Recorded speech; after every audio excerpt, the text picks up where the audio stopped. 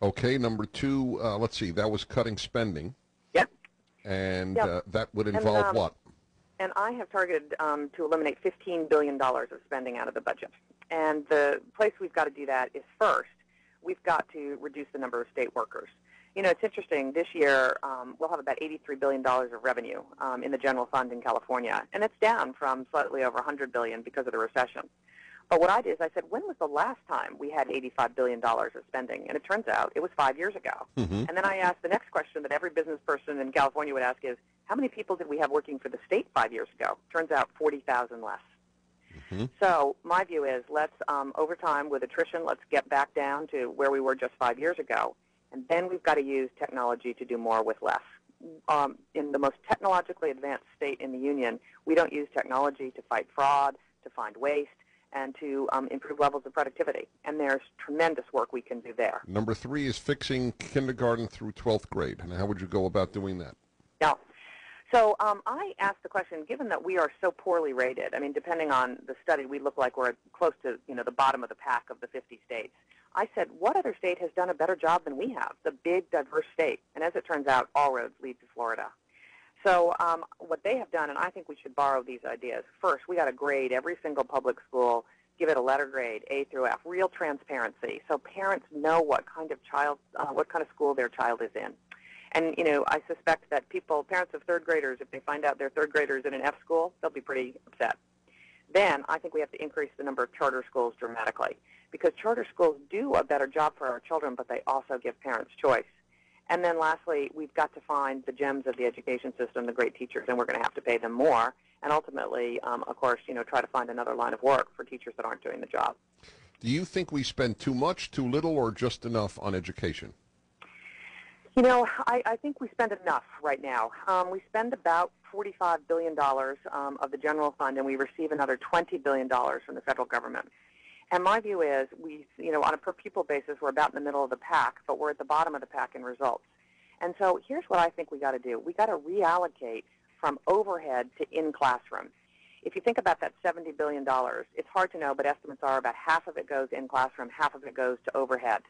And, think about it. If you ran a business like that, you'd be out of business. So my view is, can't we move some of the overhead spending into in-classroom? That's where the education takes place. That's where the special needs kids are served. That's where the gifted students are served. So let's move it from overhead to in-classroom and see if we can't, along with the reforms that I outlined, make a difference in the performance of our school system for the kids. All right. Now, you mentioned that you were a fiscal conservative, and Yes. I felt a slight italicizing of the word fiscal. So is that as opposed to social conservative? Well, we should talk about where I am on the issues. All right, good. All right, so where are you on Proposition 8? So I voted for Proposition 8, which meant I am not in favor of gay marriage. I am for civil unions, but not in favor of gay marriage. Which is the way that most Californians feel, by the way. Correct. Yeah. Correct. Where are you on vouchers? So I am intrigued by vouchers, but you know what, Dennis? I am a big believer in the 80-20, meaning what is 20% of the reforms that will get you 80% of the way home? And as I think about education, I think we have a very good chance of getting a grading system A through F, of increasing charter schools, and of paying more for the better teachers. I just think vouchers is a non-starter in this state, and I'd rather focus on the things I think we can accomplish that I think will get us 80% of the way home. How are you going to be able to work with a legislature that doesn't agree with anything you just said? Yeah. Well, I think we're going to have a Democrat legislature for the foreseeable future, although I am hopeful in 2010 the mood of California may have switched enough that we can pick up a couple of assembly seats and maybe even a Senate seat or two. It's a challenge because, of course, districts have been gerrymandered, but I hope we can do that. So here's my view on this. The governor has 4 levers that you have to pull to get things done.